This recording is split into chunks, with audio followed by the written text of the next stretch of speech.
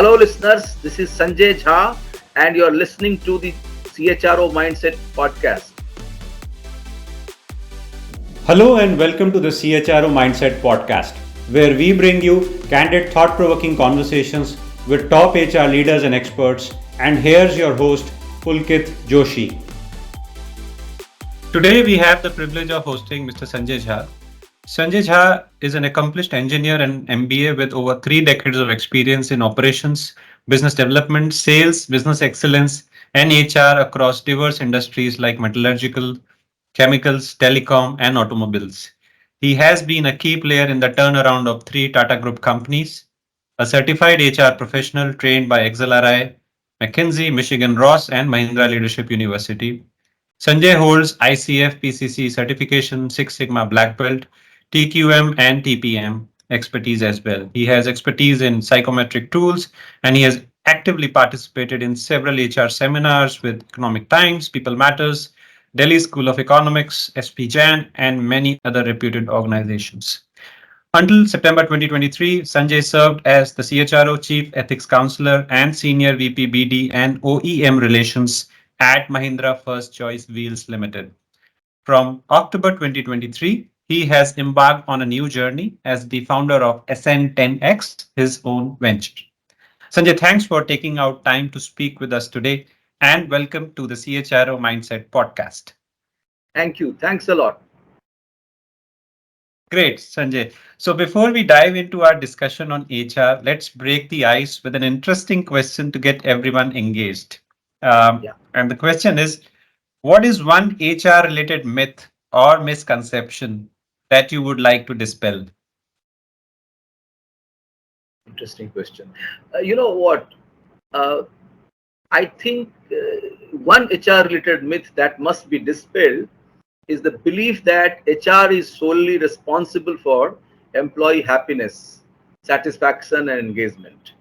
While HR plays a crucial role in creating a positive work environment, fostering employee engagement, and addressing workplace issues, ultimate responsibility for employee happiness and satisfaction lies with both the organization as a whole and the individual employee themselves. HR department are instrumental in implementing policies and programs that promote employee well-being, career development, and work-life balance. They can facilitate training programs, mediate conflicts, and provide support for employee facing challenges. However, it is important to recognize that HR cannot single handedly ensure employee happiness. Creating a positive work culture and fostering employee satisfaction is a collective effort that involves managers, leaders, and employees at all levels of an organization. It requires commitment from the entire organization to prioritize employee well-being, provide opportunities for growth and development, and foster supportive and inclusive work environment. So employees also have a role to play by taking ownership of their own happiness, setting goals, and actively participating in their own career development. Thanks, Sanjay, for that interesting answer. Now that we have debunked a few myths about HR, let's shift gears a bit and Sure. reflecting on your leadership experiences. Please walk us through a time when you had to step into a leadership role during a period of crisis or uncertainty and how that impacted your growth and leadership style. So I'll pick up one example from uh, Tata company, Sure. and then one example, recent example from the COVID time. Okay. Early in my career, when I was hardly assistant manager or deputy manager, I was entrusted with the responsibilities of head business excellence. And the challenge in front of us was to turn around this company. This company was in very, very bad shape.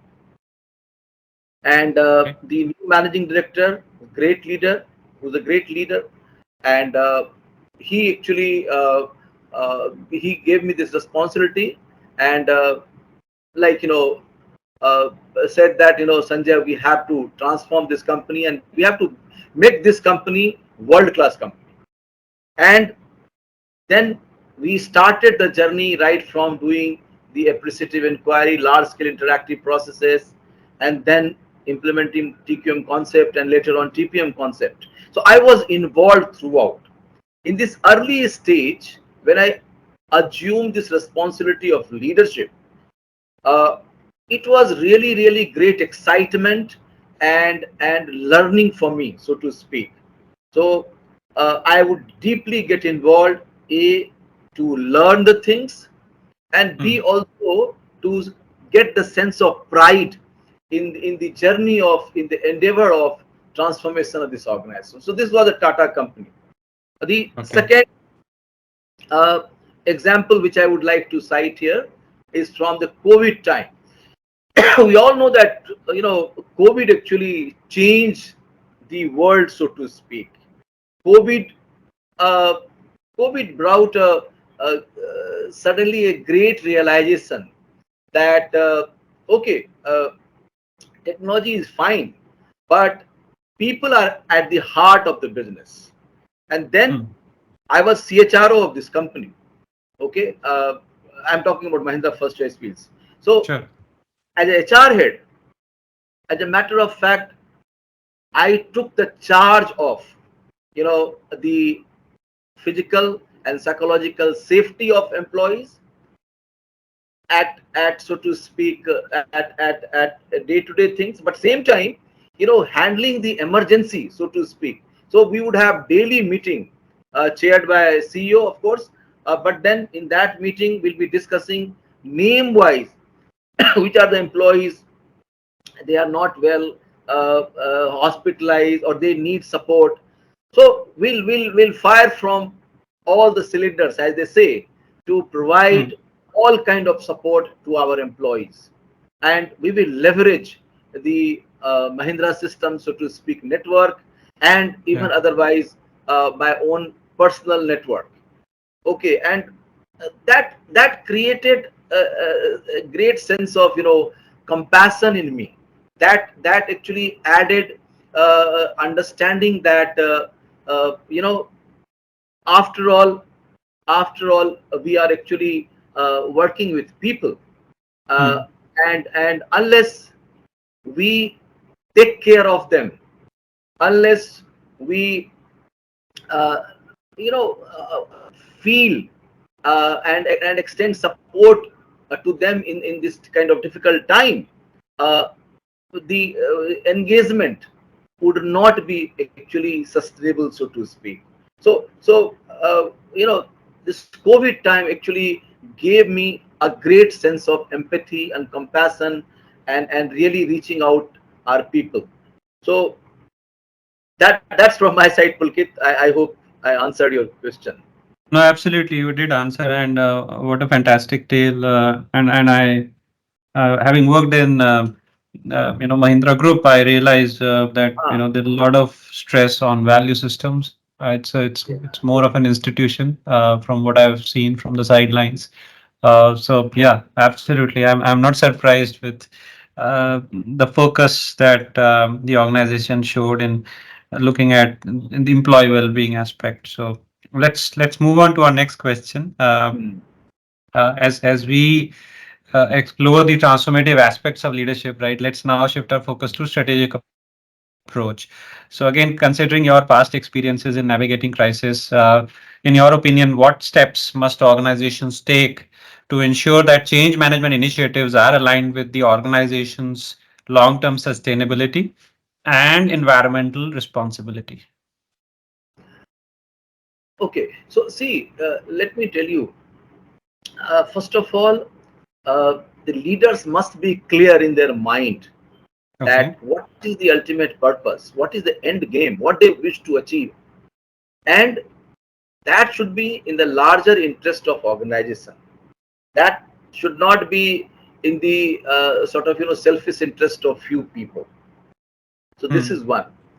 Second thing is that there should be consensus among leadership team, first of all, where Hmm. they wish to take the organization. If the people at mid level or junior level, they will sense that there is no unity of Hmm. the purpose among the leadership team themselves, then they will not be sort of, motivated, they'll not be inspired. Third thing is that once leadership team is clear, it is very important that they should actually engage in the conversation, or you know uh, we actually used a technique called appreciative inquiry, where you excite people with with your ideas. You you ask them to sort of give feedback on your ideas, and also you take their ideas. You ask them that, tell me, if we have to create the best place to work, how it will look like. uh, what are the things you think that your future organization should have? uh, where would you like to take this organization, say 5 years, 6 years down the line? And then you'll find some people who are really completely sort of engaged, involved, very excited. There would be some people who would be fence sitter, and there would Hmm. be rest of the sort of organization who would have doubts, who would have apprehensions, who would have fear for the change. So how to manage all these three cohorts, that's very Yeah. important. So you know so creating that collective vision, and then sort of so first of all, it starts with creating that sense of positive dissatisfaction, then collective vision, and then create the first steps. What are the improvement projects you would like to take? They should be low hanging fruit, so that you can sort of address them, you can resolve, you can bring the improvement, and thereby you can create the conviction, the confidence. You can actually create the evidences so to speak, and thereby taking the fence sitter to your side, and then reducing the size of the people who have still doubts and fear and apprehensions. Having dialogue with this all those people who are still not on board is very important. At times you will come across some people who are like hell bent, and so they should be encouraged to leave. Okay, so these are some of the things I would say that leader must Hmm. be cognizant, and leader Hmm. must kind of take care. Then once the transformation starts, providing adequate resource, providing structures. Like I remember that at workers level we had small group activities. Hmm. We actually imparted training on facilitation skill. We imparted training on TQM techniques. And I remember that once that cultural transformation took place, uh, the I can tell you the pinnacle of the transformation I saw when workers started doing the meetings with flip charts, and with at the outset of the meeting they would say that this is the problem, let us construct the fishbone, let us understand what are the root causes of the problem. So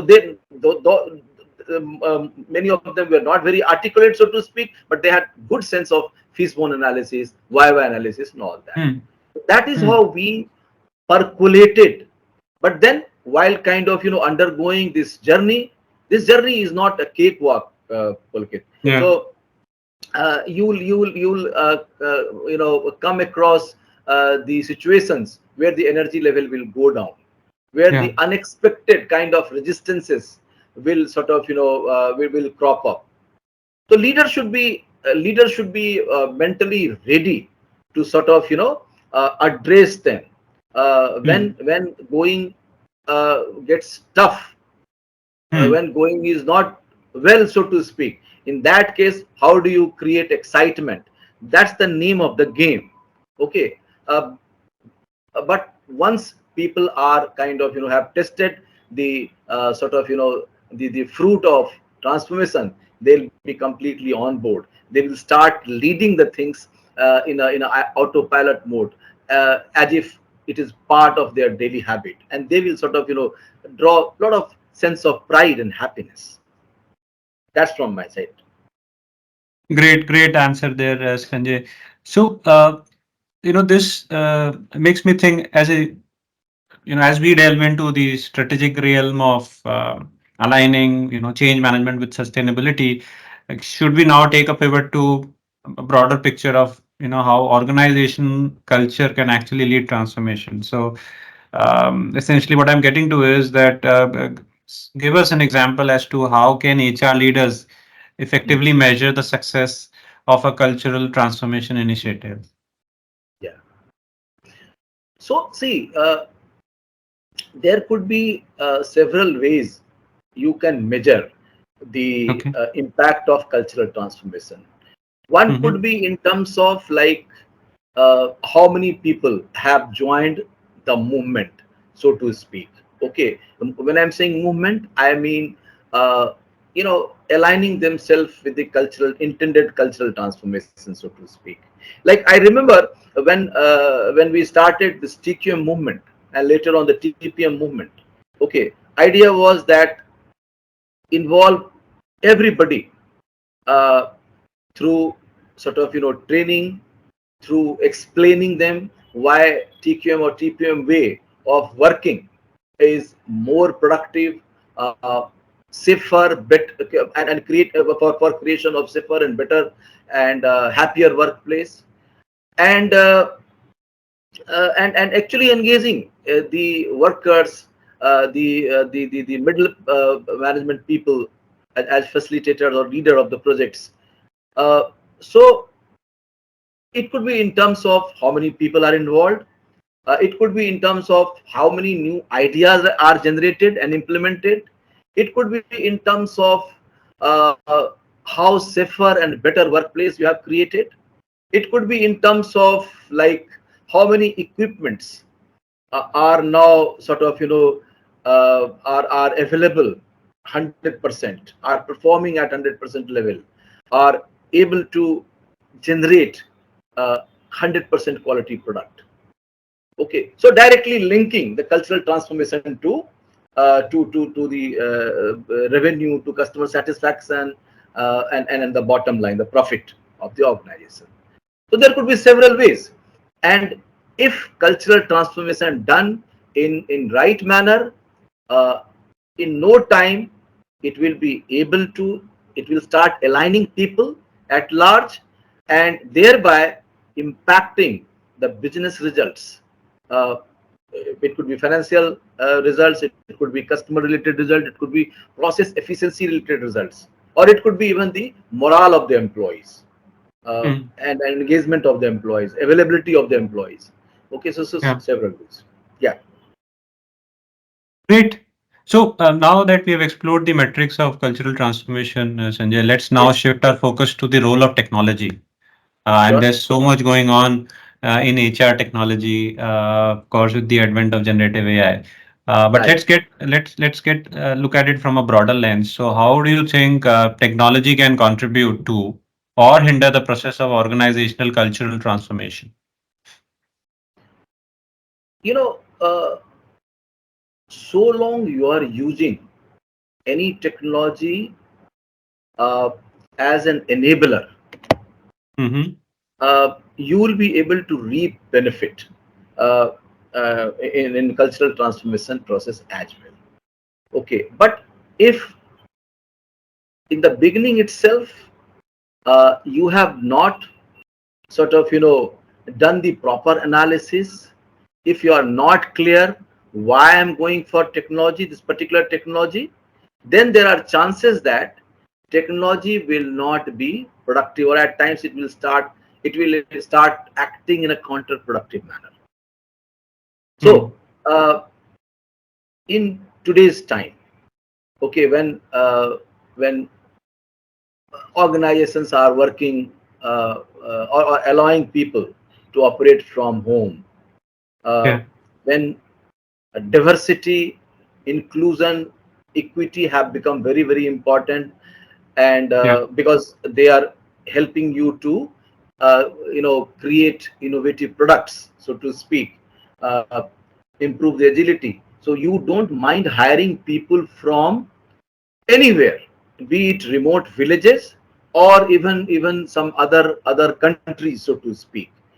uh, so in that kind of world, technology becomes very, very important, so to speak, in Hmm. sort of managing the remote way of working, engaging people, uh, imparting them various trainings, tracking their performance, seeking feedback from them. Okay, and sort of engaging them. So that way technology is playing very, very important role. Technology is actually giving the seamless experience, so to speak. However, if, as I mentioned, that you have not thought out well while kind of choosing or deploying technology in the beginning itself, it can Hmm. create as hindrance. So let me give you an example. Like Sure. if you have chosen, say, AI for, say, hiring people, and if you Hmm. have not given enough input to AI how to stay unbiased during interview, then Hmm. AI will work in its own way with whatever input you have provided. Okay, and then there are chances that AI will shortlist the candidates which who will not be sort of appropriate candidate, or AI Yeah. will have its own biases, so to speak, based on the inputs. So and then it will become difficult, so to speak, because it is easier to observe people and give feedback, but once AI will take charge, it will be rather difficult to, so to speak, find out the problem and correcting the things. Hmm. So the technology can cut both the ways, so to Hmm. speak. Okay, you have to be very, very uh, judicious. You have to be cognizant that how am I going to use the technology, for what purpose I am going to use, and what are the things I must take care. So before inputting the data and incorporating the sort of various criteria, so to speak, various conditions, you should be very clear in your head what is the ultimate purpose. Otherwise technology might work in counterproductive way, might work as a hindrance. Yeah. Great answer, and I love the dichotomy that you brought in when it comes to using technology, and Right. of course the problems if one were to not use it properly. Okay. Right. So, Right. let's build on our discussion about technology and organizational culture, and Yeah. let's now explore the intersection of technology and employee engagement. Okay, Uh-huh. so please walk us through your opinion on how must organizations involve employees in providing feedback and suggestions for improving AI in HR. Right. So see, let me tell you, uh, these days what has happened, it has become fashionable to sort of buy technology, even Hmm. in HR parlance as well. Yeah. Okay, and it is like a race. I have been attending many sort of events, so to speak, where the technology vendors, they would come and they'll pitch for their services, their products, and all that. And then uh, I sense that organizations have like Me Too kind of approach, race. That I should go for it. I should be the first to adopt this technology without even thinking, without even doing the proper analysis that what is the purpose. Uh, and my advice would be that before going for any technology, first of all, be clear in your head as a leader. And don't be clear just in your head. It is always good idea to discuss with your employees who would be impacted, whom you think that will sort of get the great experience, who will be enabled to sort of uh, uh, do their work in proper manner? Who do you think that will be able to sort of you get benefited in terms of learning and development? So take feedback from them, that what kind of technology they want. That is very very important. Okay, uh, because see, the conversation I have been privy during all these events where all these technology Yeah. players come and pitch. My sense is that it is skewed towards organization, not towards employees.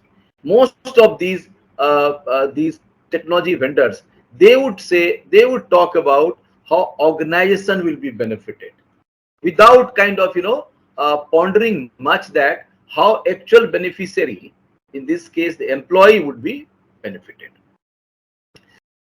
Once you have deployed the technology, then also it is important that uh, you take the periodic feedback about the uses, about the experience.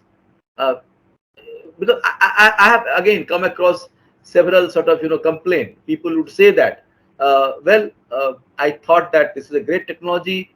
I bought this technology, but then now I'm realizing that it is not helping my employee. My employees are not getting great experience. So it is good idea that use all those good old techniques like taking feedback, uh, administer the surveys and questionnaires, so to speak, uh, and keep sort of correcting and aligning the things which can give the greater ease of doing the things, help employees learn and develop the way they wish to sort of learn and develop. uh, and it should not be only from organization perception standpoint, that no, I have given you the technology but you are not able to use it. So time to time this feedback is very very important. Okay, and in Hmm. fact, as a matter of fact, it would be good idea that before deployment of any technology, you create a pilot group, have a discussion with the pilot group.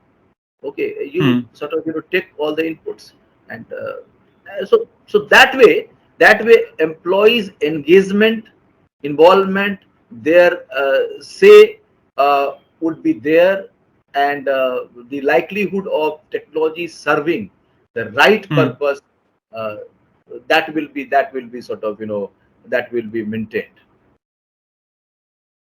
Great. So, as we consider the collaborative aspect of refining AI-based systems with employee input, let's now look at it from an organizational perspective, a broader lens. Hmm.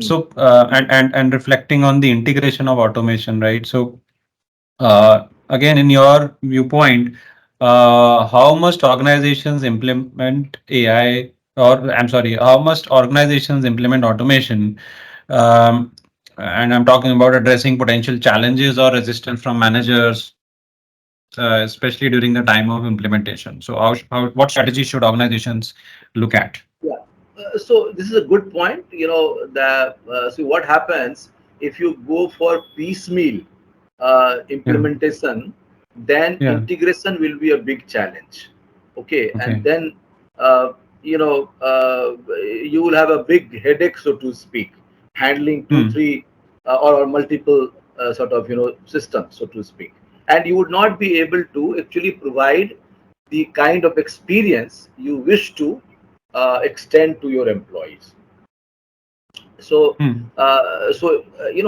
integration is very very important, and Okay. then you must have clarity about that. Okay, and then only you should actually decide. You should decide wisely. You should not go in hurry. You should not have mindset that let me prove that I am the first in sort of adoption of technology. Uh, Yeah. Yeah. and what was your other question? Sorry. So this was integration. Then you asked me one more question. Yeah. So the other question was, how must organizations, Ah, look at okay. automation implementation to Ah, address the resistance from it's a managers? very interesting question. Let me tell you. Uh, I do not know what exactly you mean by asking that. How much an organization should go for automation. But the way I have understood and I would like to respond is as follows: that use automation or all these generative AI and all that Hmm. for handling the routine work, day-to-day Hmm. work, and Okay. so far, but same time, kind of be cognizant that there will be sort of impact on the morale of the employees, because employees Okay.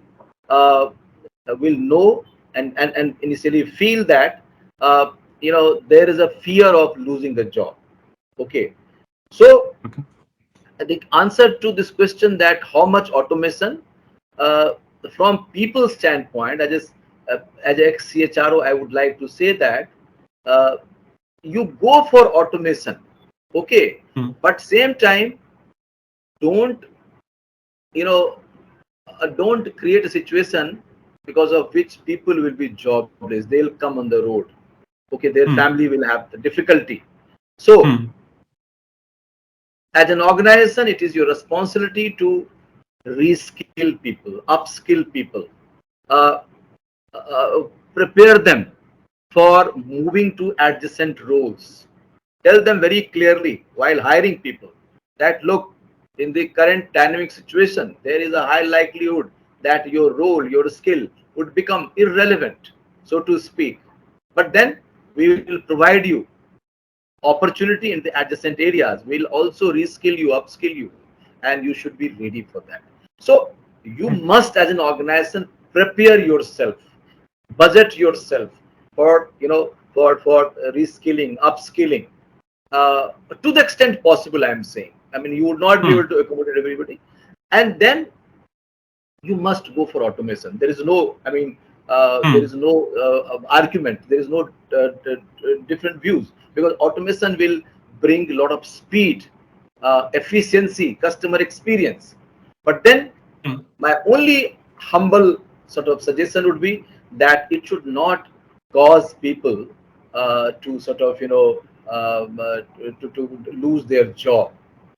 That will be the biggest loss Yeah. to society at large, so to speak, and that will create lot of dissonance in the system in long term. And that is what painfully I'm telling you, I'm sensing, Pulkit, that that is what Okay. is happening. After all, an organization is microcosm of society and nation.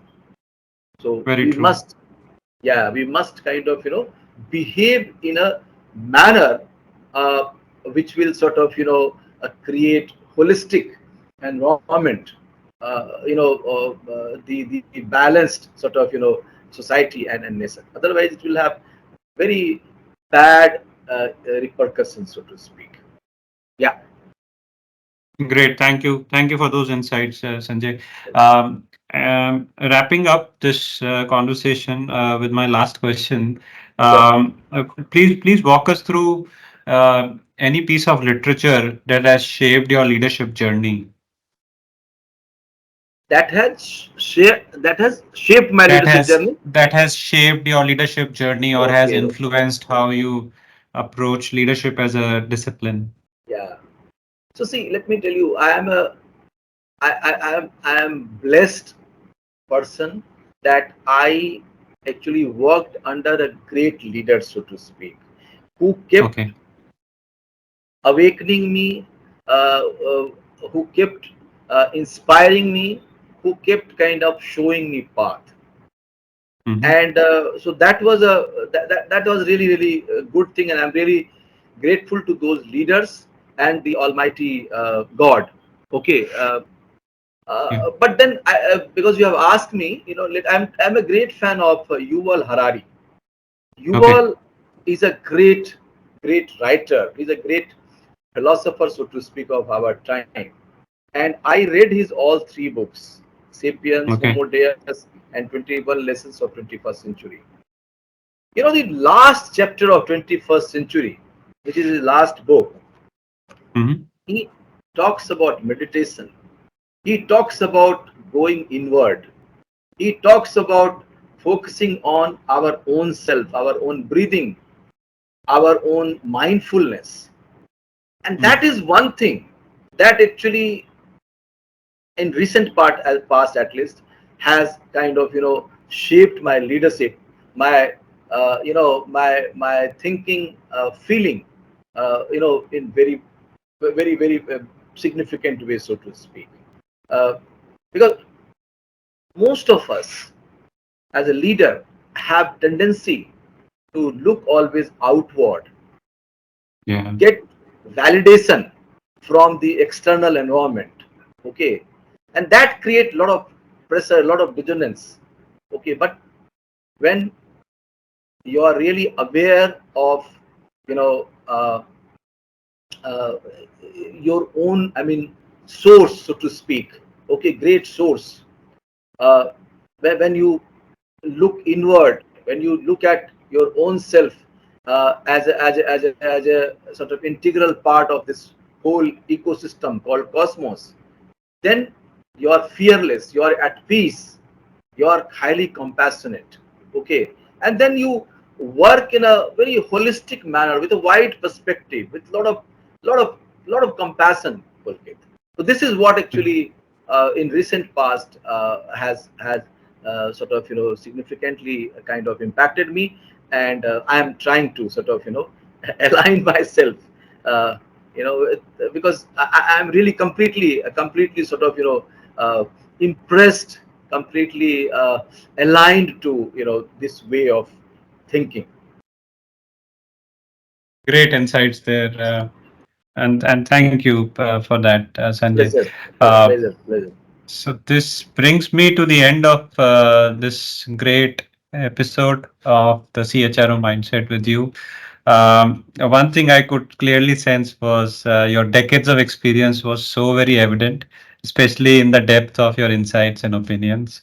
Thank you. And with each answer, I could uh, sense the way you sort of were telling a story, right? And it was so very evident that there was an impact that was delivered in each of those projects. So thanks again for sharing your insights. I'm very confident that our listeners would benefit immensely from your wisdom. Once again, thanks a lot, sir. Thank you. Thanks a lot. Thanks a lot. Um, Pleasure. a huge shout out to all the fantastic listeners of the CHRO Mindset podcast.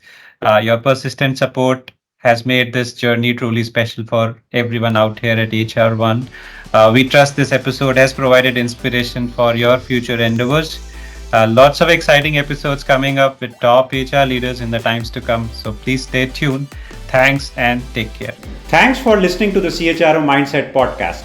Don't forget to hit subscribe and leave us a review. Join us next week for another insightful conversation with a top HR leader. And if you have any questions or feedback, reach out to us on social media or via email. Thanks again for tuning in. See you next week.